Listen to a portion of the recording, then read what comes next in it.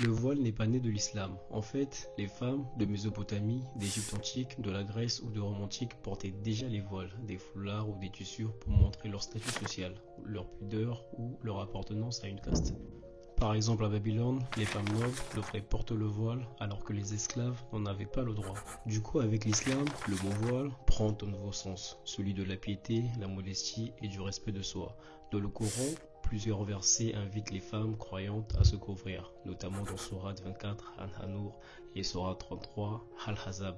Mais le mot voile n'y désigne pas forcément un tissu sur la tête. Il peut aussi symboliser une barrière morale, une protection du regard, un comportement public. Pour beaucoup de musulmanes, porter le voile est un acte de foi, un choix personnel pour se rapprocher de Dieu.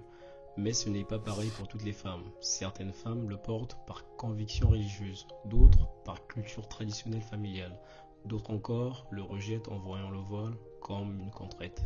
Dans certains pays, les femmes se battent pour le droit de le porter, pendant que dans d'autres, les femmes se battent pour le droit de ne pas le porter. C'est une question de liberté individuelle, pas juste de tissu. Aujourd'hui, une femme qui porte le voile peut être une étudiante, une docteure, une influenceuse, une politicienne. Elle peut être voilée et féministe. Elle peut être libre, engagée et moderne.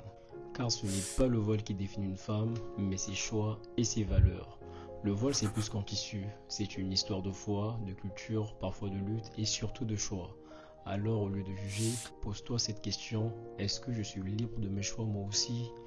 Voilà, j'espère que tu as aimé et abonne-toi pour renforcer ta culture G.